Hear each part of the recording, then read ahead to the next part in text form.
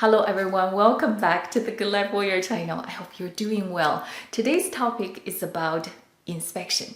Everyone wants the highest possible quality product, but not so many people love to deal with inspection. That's including myself, because inspection is one of those things. It's tedious, lots of communications involved, and when the inspection failed, now you have to deal with a very stressful situation. Should I have the supplier replace the entire lot? What if they refuse to do the repairs or replacement? So today's video is about inspection. I'm going to draw from my experience in dealing with many inspections and share with you what needs to be inspected and how do you deal with a failed inspection? How much does it cost? Who should you trust? Can you trust your suppliers when they send you photos or videos? Or you always need to go with the third party? There's a lot to cover. Let's get started.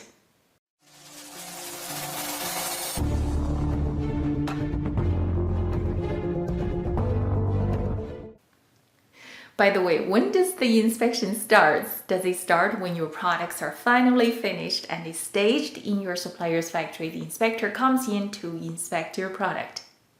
The answer is no. The inspection starts when you receive the supplier's first sample. That's when you start to pay attention to the supplier's quality, start to develop this checklist, and this checklist is going to continue to evolve, and later you will share with the inspector when the products are finally ready. So inspection starts the first sample. Now, when does the inspection end then? Well, if you get 100% pass inspection report from your inspector, does it mean this inspection is finished? It's good? Not at all. This only means that you are going to authorize the supplier to ship this product because it's 100% passed the inspection that according to your inspection criteria. The actual inspection ends with your customer. Their feedback is your final inspection score. Even if you get 100% pass inspection, once the customer gets your product, there are still could be issues to be discovered. So always pay attention to customer reviews. That's your final inspection report. Next question. What exactly needs to be inspected in order for me to have a good quality product after inspection?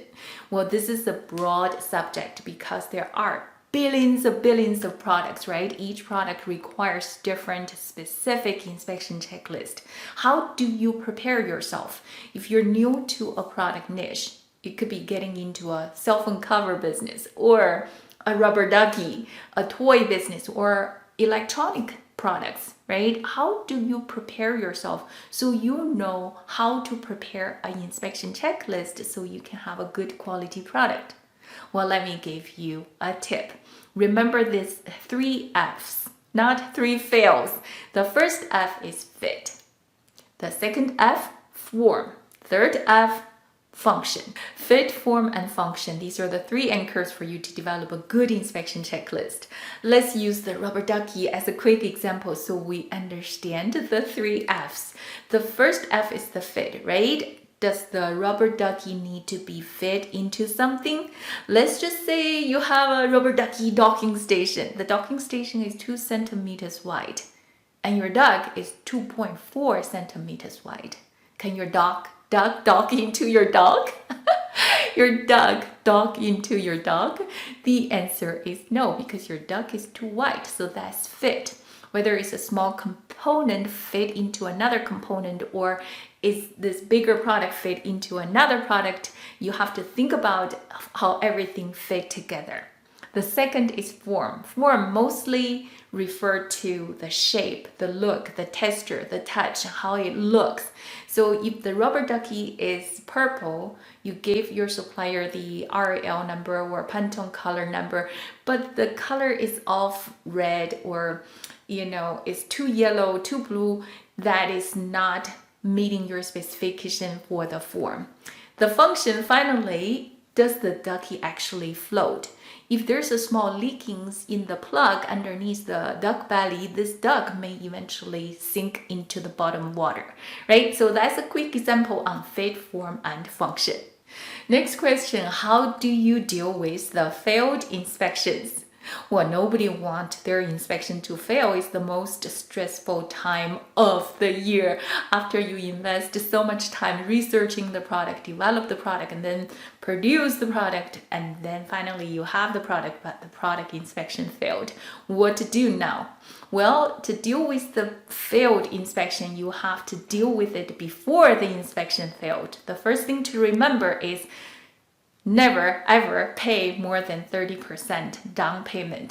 If you ever pay 50% down payment or 100% down payment, when the inspection fails and the supplier refuses to work with you to solve the problems, then you will have no leverage. So to deal with the failed inspection, you have to first and foremost remember to create leverage before the inspection fails. That starts from your prepayment.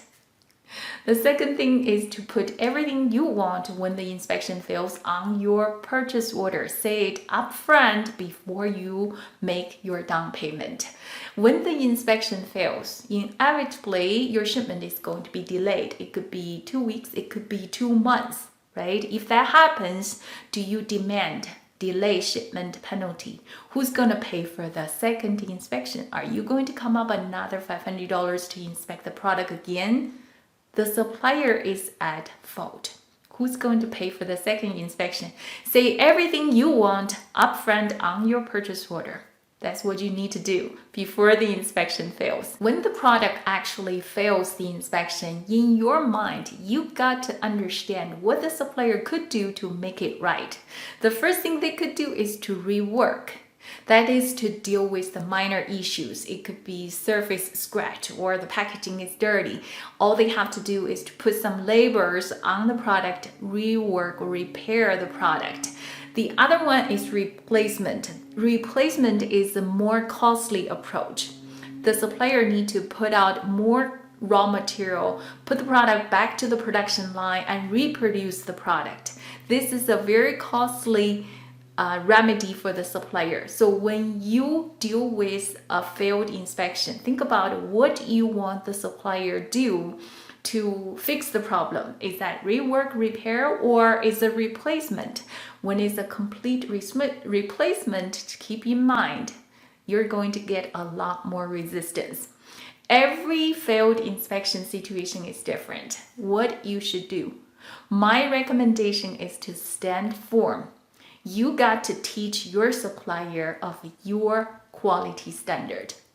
By the way, I forgot to mention, if you want to have a very thorough inspection checklist for a new product, or you want a good terms and conditions spelled out in a purchase order, you can get both templates in Sourcing Warriors Mastermind course.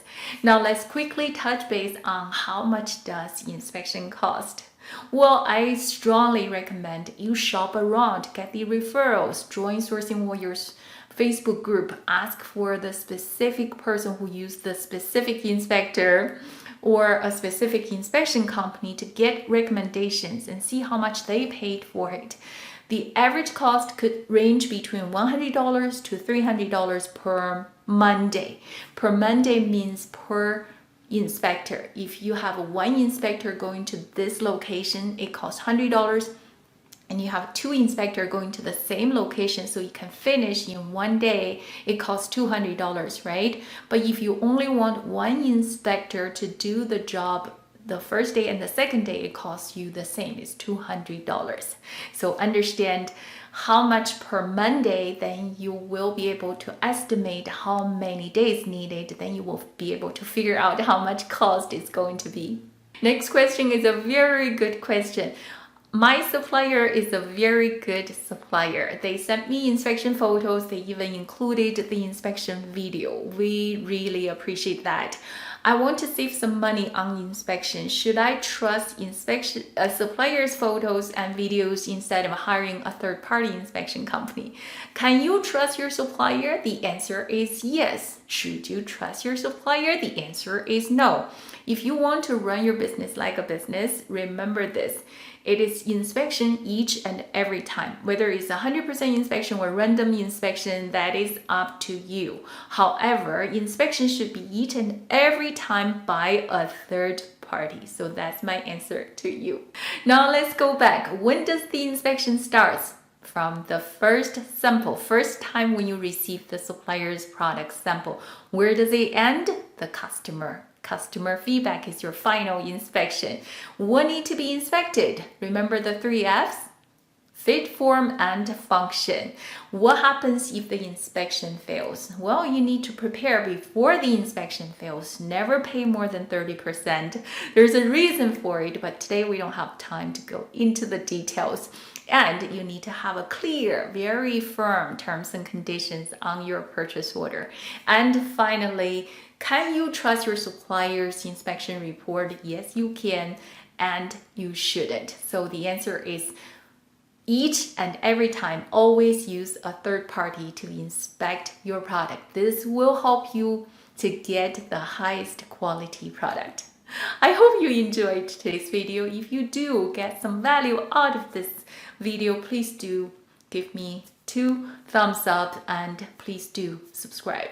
Talk to you soon. See you in the next video.